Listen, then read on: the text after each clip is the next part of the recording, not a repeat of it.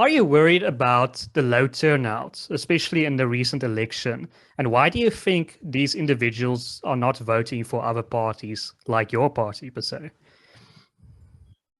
Well, firstly, normally in elections, when it's about a local government, voter turnout is lower. I mean, that is actually all over the world, you can see that. If you ask me if I'm worried about the low voter turnout, that is a huge problem in South Africa. Not only as far as local government is concerned.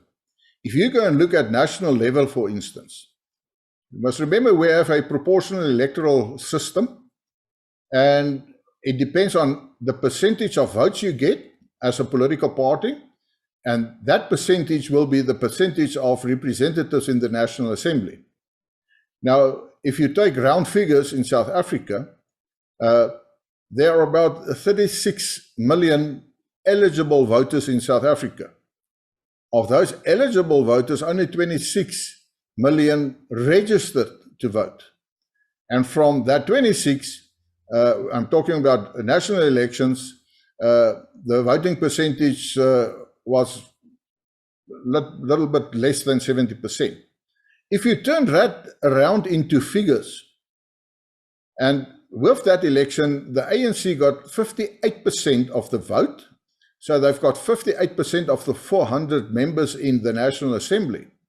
But if you look at the number of people who voted in South Africa, and you take the number of votes the ANC got, then the ANC governs with a 58% majority in the National Assembly with only 27% of eligible voters in South Africa. It means less than a third of the people of South Africa is actually supporting the ANC government. And that is worrying. And that's why I always appeal to the electorate, register and vote. Because if you don't vote, you make it more favorable to the governing party to have, can I say, bigger percentages in the National Assembly. And that's exactly what happened. I mean, the ANC is quick to say that, but we've got 58% of the majority in the National Assembly. And trying to say to the people, but almost 60% of the people of South Africa is supporting the ANC. It's just not true. Only 27% of eligible voters in South Africa. Or can I say then the people of South Africa is actually supporting the ANC. Therefore, I also want to say that people say, yeah, there's something wrong with the electoral system.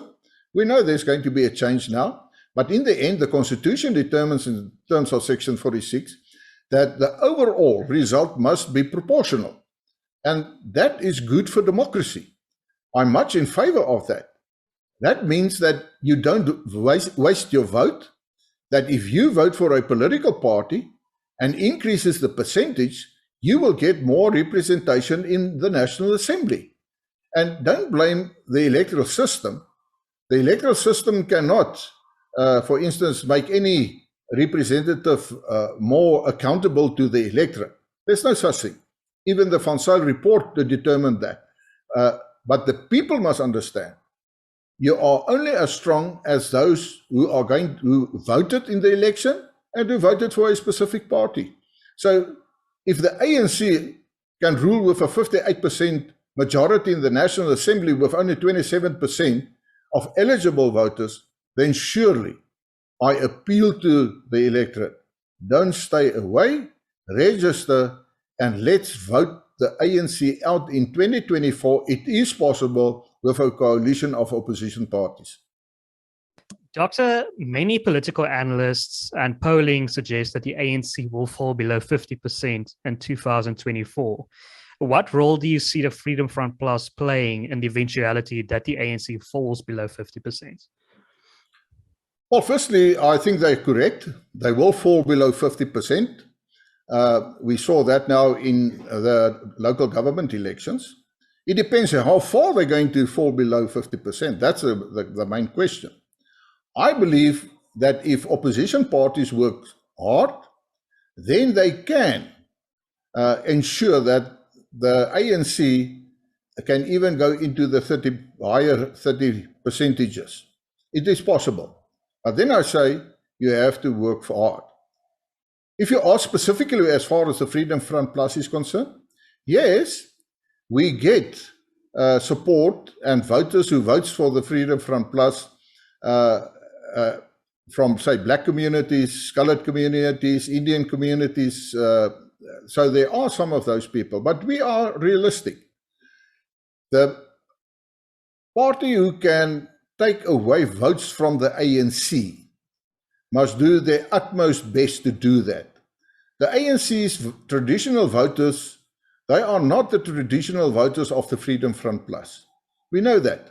Our traditional voters are the white people in South Africa. The colored people are more and more voting for the Freedom Front Plus because of our policy of protecting minority rights in South Africa.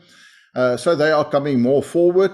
So we will do our utmost best to get those voters to support the Freedom Front Plus. And remember what I said. Each vote counts. You don't waste your vote.